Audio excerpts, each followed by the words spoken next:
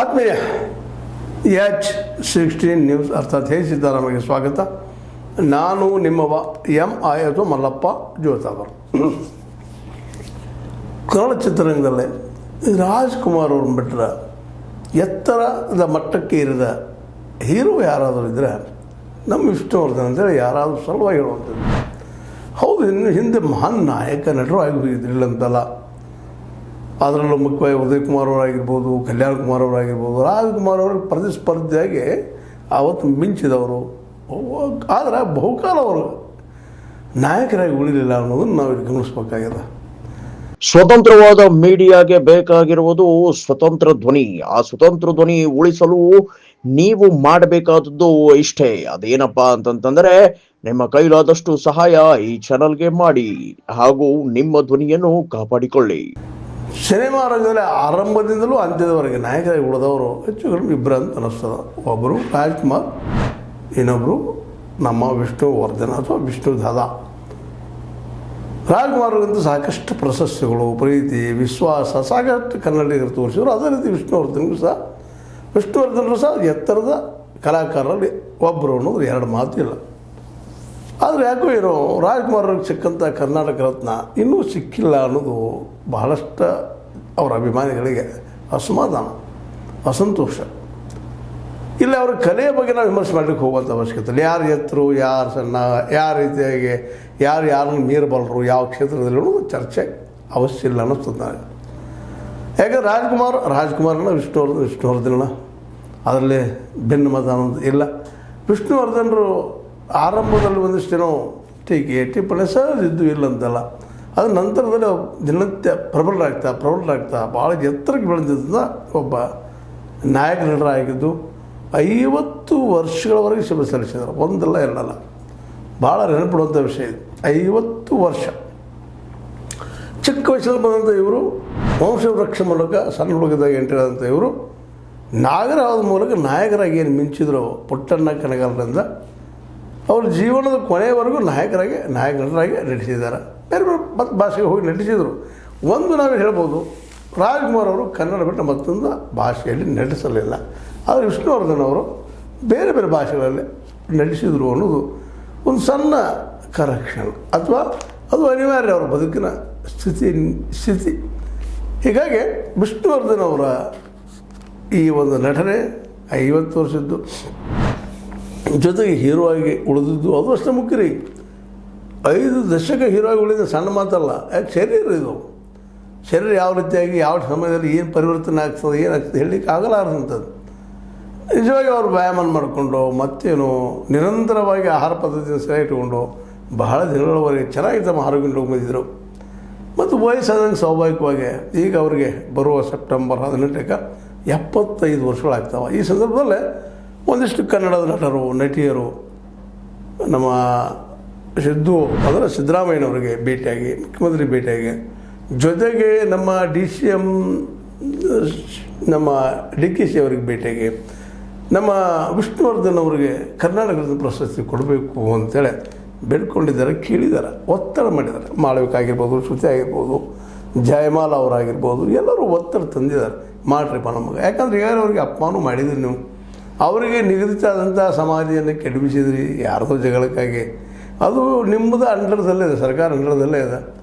ಅದೇನೋ ಕೊಟ್ಟಿದ್ದೇನೋ ದಾಖಲೆ ಮಾಡಿ ಕದಲ ಮಾಡಿ ಅವ್ರದ್ದು ಸಮಾಧಿ ಕಿತ್ತಾಗಿಸಿದ್ರಿ. ಈಗ ಅದನ್ನು ಮಾಡುವಂಥದ್ದು ಮತ್ತು ಅದು ಸಮಾಜನ ಈ ಜನರ ನೆನಪಿಗಾಗಿ ಉಳಿಸಲುವಾಗಿ ಮಾಡೋದು ನಿಮ್ಮ ಕರ್ತವ್ಯವಾಗ್ಯದ ಅಂತ ಈಗಾಗಲೇ ಸ್ಟ್ರೈಕ್ ಮೇಲೆ ಸ್ಟ್ರೈಕ್, ವಿರೋಧ ಎಲ್ಲರೂ ವ್ಯಕ್ತ ಆಗ್ತಾಯಿದ್ದಾವೆ. ಆದರೆ ಈ ಸಂದರ್ಭದಲ್ಲಿ ಅದಷ್ಟೇ ಅಲ್ಲ, ವಿಷ್ಣುವರ್ಧನರು ಏನು ಅವರ ಸ್ಮಶಾನದಿತ್ತು ಜಾಗ, ಈಗ ಅದೇ ಜಾಗದಲ್ಲಿನ ಅವ್ರಿಗೆ ಸಮಾಧಿ ಮತ್ತೆ ಮಾಡಬೇಕು ಅಂತ ಒಂದು ಕೂಗಿರ್ತದೆ.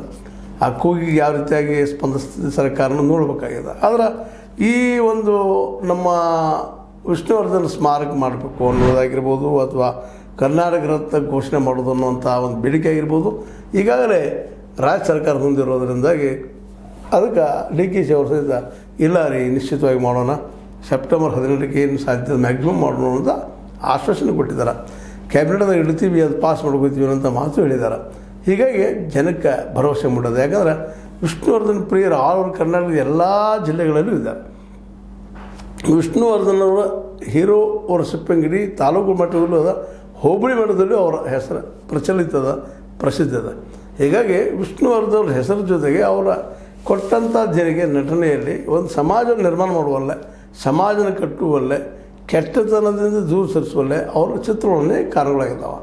ನಾಗರಹಾವಿನ ಸಿಟ್ಟ ಆ ಫಿಲ್ಮಲ್ಲಿ ಮಾಡಿದಂಥ ಸಿಟ್ಟಿನ ಯುವಕನ ಚಿತ್ರಣ ಸಹಜವಾಗಿ ಸಿಟ್ಟಿನ ಕೈಯಲ್ಲಿ ಬುದ್ಧಿ ಕೊಟ್ಟು ಏನಾಗ್ಬೋದು ಮನುಷ್ಯ, ಏನೇನು ಆಗ್ಬೋದು, ಸಡನ್ ಡಿಸಿಷನ್ ತೊಗೊಂಡು ಅನ್ನೋದಕ್ಕೆ ದೊಡ್ಡ ಎಕ್ಸಾಂಪಲ್ ಅದು. ಅದರಲ್ಲೂ ಅದರ ನಂತರ ಬಂದ ಅನೇಕ ಚಿತ್ರಗಳು, 1, 2 ಅವೆಲ್ಲ ಚಿತ್ರಗಳಲ್ಲಿ ಒಂದೊಂದು ಮೆಸೇಜ್ ಅವರು ಇದ್ದೇ ಇರ್ತಾಯಿದ್ದು. ಪರಿವರ್ತನೆ ಮಾಡೋ ಸಲುವಾಗಿ, ಬದಲಾವಣೆ ಮಾಡೋ ಸಲುವಾಗಿ, ಸಮಾಜಕ್ಕೆ ಒಳ್ಳೆಯದನ್ನು ಕೊಡಬೇಕು ಅನ್ನೋ ತತ್ವಕ್ಕೆ ಅವರಲ್ಲಿ ಇದ್ದಿತ್ತು. ಅದರಲ್ಲಿ 2 ಮಾತಿಲ್ಲ. ಹೀಗಾಗಿ ವಿಷ್ಣುವರ್ಧನ್ ಅವರ ಕೊಟ್ಟ ಕೊಡುಗೆಗಳು ಅಪಾರದವ. ಅವರಿಂದ ಅನೇಕ ಯುವಕರು ತಮ್ಮ ಬದುಕನ್ನು ಚೇಂಜ್ ಮಾಡ್ಕೊಂಡು ಅವರಿದ್ದಾರೆ. ಯಾಕಂದರೆ ಅವ್ರ ಮೆಸೇಜ್ ಯಾವಾಗಲೂ ನೀವು ದುಡಿರಿ, ಊಟ ಮಾಡಿರಿ, ನೀವು ಬೆಳ್ಕೊಂಡು ಹೋಗಿರಿ, ಒಳ್ಳೇದಾಗ್ತದೆ ಅಂತ ಅನ್ನೋದು ಮಾತುಗಳನ್ನ ಹೇಳ್ತಾ ಬಂದಂಥವ್ರು. ಅವರು ಅನೇಕರನ್ನು ಬೆಳೆಸಿದವರು.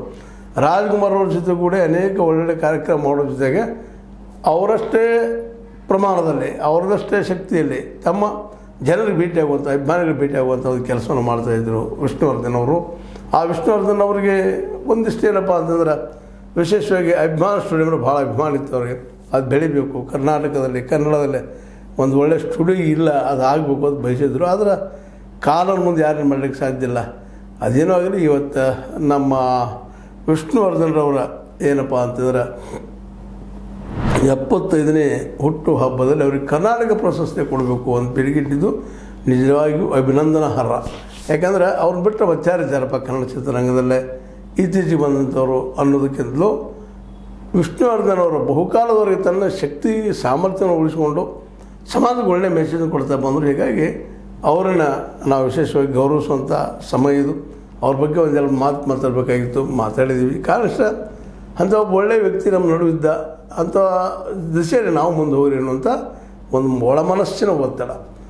ಹೀಗಾಗಿ ನಮ್ಮ ರಾಜ್ಕುಮಾರ್ ಜೊತೆ ಅನ್ನೋದಕ್ಕಿಂತಲೂ ಸ್ವಲ್ಪ ಅವರ ಜೊತೆಗೂಡಿ ಅನೇಕ ವರ್ಷಗಳು ಕೆಲಸ ಮಾಡಿದ್ದು. ಫಿಲ್ಮ್ದಲ್ಲಿ ಮಾಡಲಿಕ್ಕೆ ಅಷ್ಟೊತ್ತು, ಹೊರಗೆ ಮಾತ್ರ ಒಳ್ಳೆಯ ಸಂಬಂಧಗಳು ಇಟ್ಟುಕೊಂಡಿದ್ದರು. ಹೀಗಾಗಿ ಇವತ್ತು ನಮ್ಮನ್ನು ಅಗಲಿರುವಂಥ ವಿಷ್ಣುವರ್ಧನ್ ಅವರು ಇವತ್ತು ಇಲ್ಲ ನಮ್ಮ ಮಧ್ಯದಲ್ಲೇ. ಆದರೆ ಅವರು ಬಿಟ್ಟು ಹೋದಂಥ ಕನಸುಗಳು, ಕಾರ್ಯಗಳು ನೆನಪಾಗಿ ನಮ್ಮನ್ನು ಕಾಡ್ತಾ ಇದ್ದಾವೆ. ಅದಕ್ಕಾಗಿ ಆ ಒಂದು ಈ ವಿಷ್ಣುವರ್ಧನ್ ಸಮಾಧಿಯನ್ನು ಒಂದು ಏನಪ್ಪ ಅಂತಂದ್ರೆ ಅದು ಸಾರ್ವಜನಿಕರಿಗೆ ಅವಕಾಶ ಹೋಗುವಂಥ ಒಂದು ವ್ಯವಸ್ಥೆ ಮಾಡೋ ಜೊತೆಗೆ, ಸಮಾಧಿ ಕಟ್ಟೋ ಜೊತೆಗೆ ಅದನ್ನು ಅವರನ್ನು ಕರ್ನಾಟಕ ರತ್ನ ಅಂತ ಘೋಷಿಸೋದು ಈ ಬರುವ ಸೆಪ್ಟೆಂಬರ್ 18ಕ್ಕೆ ಮಾಡಿದ್ರಂತೂ ನಿಶ್ಚಿತವಾಗಿಯೂ ಕನ್ನಡ ಚಿತ್ರರಂಗದಲ್ಲಿ ಭಾಳ ಜನ ಖುಷಿ ಪಡುವಂಥ ವಿಷಯ. ಇವತ್ತಂತೂ ಎಲ್ಲ ಜನರಲ್ಲಿ ಮಾಯ ಹೋಗಿಬಿಟ್ಟದು. ನಾವು ರಾಜ್ಕುಮಾರ್ ಅಭಿಮಾನಿಗಳು, ನೀವು ವಿಷ್ಣುವರ್ಧನ್ ಅಭಿಮಾನಿಗಳು ಇಲ್ಲ, ಎಲ್ಲರೂ ಇವತ್ತು ಬಂದು ಹೊಂದಾಣಿಕೆ ಮಾಡ್ಕೊಂಡು ನೋಡಿ ಪ್ರೀತಿ ತೋರಿಸ್ತಾ ಇದ್ದಾರೆ. ಅದಕ್ಕಾಗಿ ಇದು ನಿರಂತರವಾಗಿ ಇರೋದು ಬಂದದ್ದು. ಇವತ್ತು ಆ ದಿಶೆಯಲ್ಲಿ ಈ ಕರ್ನಾಟಕ ರತ್ನದ ಪ್ರಶಸ್ತಿ ನಮ್ಮ ವಿಷ್ಣುವರ್ಧನ್ ಅವರ ಸಿಗಲಿ, ಅವರು ಈ ರಾಷ್ಟ್ರೀಯ ಮಟ್ಟದಲ್ಲಿ ಹೆಸರುವಾಸಿ ಆಗಿರೋದು ಜೊತೆಗೆ ಅದು ಅನುವಾದ ಆಯಿತು. ಅದರಲ್ಲಿ ಏನಪ್ಪ ಅಂತಂದ್ರೆ ಕರ್ನಾಟಕ ರಾಜ್ಯ ಅಂತ ಹೆಸರಿಟ್ಟರಪ್ಪ ಅಂತಂದ್ರೆ ನಿಶ್ಚಿತ ಕರ್ನಾಟಕ ರಾಜ್ಯದ ಅಥವಾ ಕರ್ನಾಟಕ ರತ್ನ ಅಂತ ಹೆಸರಿಟ್ಟರಪ್ಪ ಅಂತಂದ್ರೆ ಖಚಿತವಾಗಿ ಕನ್ನಡಕ್ಕೆ ಬೆಲೆ ಏರುವ ಜೊತೆಗೆ ಕನ್ನಡಿಗರಾದ ನಮಗೆಲ್ಲ ಹೆಮ್ಮೆ ವಿಷಯ ಆಗ್ತಿತ್ತು ಅನ್ನೋದ್ರಲ್ಲಿ ಭಿನ್ನ ಮತನ ಇಲ್ಲ. ಅನೇಕ ನೂರಾರು ಚಿತ್ರಗಳಲ್ಲಿ ನಟಿಸಿದಂಥ ಹೀರೋ ವಿಷ್ಣುವರ್ಧನ್ ಸದಾ ನಮ್ಮೊಂದಿಗೆ ಇದ್ದೇ ಇರ್ತಾರೆ. ಅದೊಂದು ಅದ್ರ ಜೊತೆ ಕರ್ನಾಟಕ ರತ್ನ ಸಿಕ್ತಪ್ಪ ಅಂದರೆ ಇನ್ನೂ ಹೆಚ್ಚಿಗೆ ನಮ್ಮೊಂದಿಗೆ ಅವ್ರು ತಲುಪಿಸುವಂಥ ಒಂದು ಅವರು ಬಯಸಿದಂಥ ಒಂದು ವಿಚಾರಗಳನ್ನು ಇನ್ನಷ್ಟು ಜನರ ಮುಂದಿರುವಂಥ ಪ್ರಯತ್ನ ಮಾಡ್ತಾ ಇರ್ತೀವಿ. ಏನೋ ಆಗಲಿ, ಅವರ ಅಭಿಮಾನಿಗಳು ಮಾತ್ರ ವಿಷ್ಣುವರ್ಧನ್ ಅವ್ರ ಬಗ್ಗೆ ಸದಾ ನೆನೆಯೋದನ್ನು ನೋಡಿದರೆ ಇನ್ನೂ ಎಷ್ಟಾದಪ್ಪ ಮನುಷ್ಯ ಸತ್ತು ಬದುಕೋದ್ರೆ ಏನೋ ಅನ್ನೋದಕ್ಕೆ ಸಾಕ್ಷಿ. ಯಾಕಂದ್ರೆ ಎಲ್ಲರೂ ಸಾಯ್ತೀವಿ, ಸತ್ತಂತ ಹೇಳ್ತೀವಿ ಗೊತ್ತಿಲ್ಲ, ನಾವು ಬಿಟ್ಟು ಹೋಗೋದೇನು ಒಳ್ಳೆಯದು ಕೆಟ್ಟದ್ದು ಎರಡ. ಆ ದಿಶೆಯಲ್ಲೇ ಇವತ್ತು ನಾವು ಕರ್ನಾಟಕದ ಪ್ರಶಸ್ತಿಯನ್ನು ಕರ್ನಾಟಕ ಸರ್ಕಾರ ಕೊಡ್ತೀಪ್ಪ ಅಂದರೆ ಇವ್ರಿಗೆ ಕೇವಲ ವಿಷ್ಣುವರ್ಧನ್ ಸನ್ಮಾನ ಮಾಡಿದಾಗಲ್ಲ, ನಮ್ಮನ್ನು ನಾವು ಸನ್ಮಾನ ಮಾಡ್ಕೊಂಡಾಗ ಅನ್ನುವಂಥ ಮಾತನ್ನು ಹೇಳ್ತಾ ಇಂಥ ಸುಸಂದರ್ಭವನ್ನು ಬಿಟ್ಟುಕೊಡಬಾರ್ದು ನಮ್ಮ ರಾಜ್ಯ ಸರ್ಕಾರ ಅಂತ ಮಾಡ್ತಾ. ಇದು ನಿಮಗೆ ಲೈಕ್ ಆಗಿರ್ಬೋದು, ಲೈಕ್ ಮಾಡಿ ಶೇರ್ ಮಾಡಿ ಕಾಮೆಂಟ್ ಮಾಡಿ, ಜೊತೆಗೆ ಸಬ್ಸ್ಕ್ರೈಬ್ ನಿಲ್ಲಿಸಬೇಡ್ರಿ. H60 ನ್ಯೂಸ್ ಅರ್ಥತೆ ಸಿದ್ದರಾಮಯ್ಯ ಸತ್ಯದ ಕೈಗಂಡಿ ವಂದನೆಗಳು.